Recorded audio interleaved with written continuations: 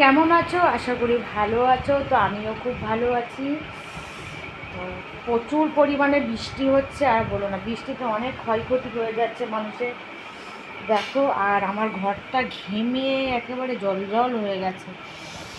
তো তোমাদের আশীর্বাদে আর তোমাদের ভালোবাসায় দেখো আমার হাত আজকে অলরেডি সোজা হয়ে গেছে। কতটা সোজা দেখতে পাচ্ছ? আর বৃষ্টির জল লেগে দেখো দরজাগুলোর অবস্থা কি, এত পরিমাণে বৃষ্টি হচ্ছে। এই যে আমার ছেলে পড়তে গেছে, এখনো ফিরল না। তো তোমাদের আশীর্বাদ আর ভালোবাসা ছাড়া এটা সম্ভবই ছিল না।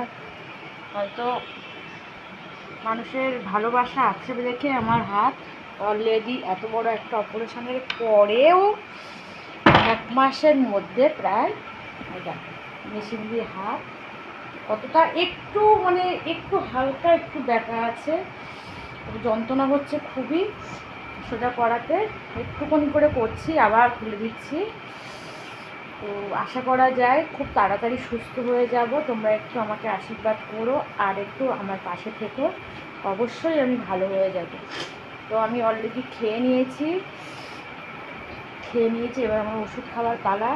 কেননা এই যে হাতটা সোজা করছি, অনেকটাই সোজা করেছি, তো তার জন্য আমার হাতে খুব ব্যথা হচ্ছে। তো তার জন্য ভাবছি একটু ব্যথার ওষুধ খাই, কারণ আমি দুদিন ধরে ব্যথার ওষুধ খাচ্ছি না এত পরিমাণে। আর আজকে আমি নিজের হাতে শ্যাম্পু করেছি, দেখতেই পাচ্ছ। দেখো, নিজের হাতে শ্যাম্পু করেছি,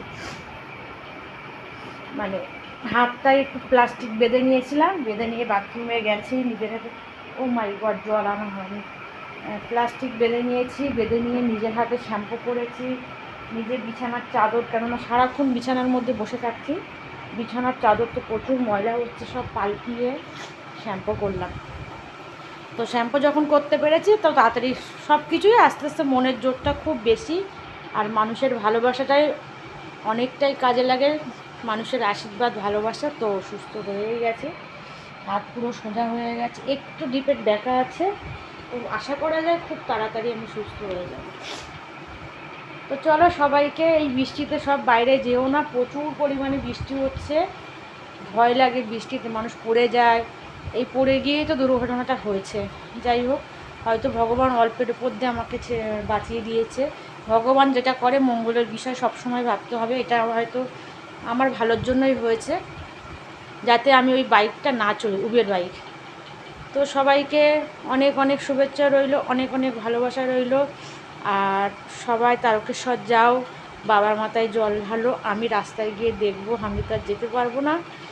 তো শ্রাবণ মাস 27 তারিখে মানে অনেকেই বেরোচ্ছে, বা তার আগেও বেরিয়ে গেছে, সব দেখছি রাস্তায়। মনটাও একটু খারাপ হচ্ছে, কেন কি যেতে পারবো না তারকেশ্বরে।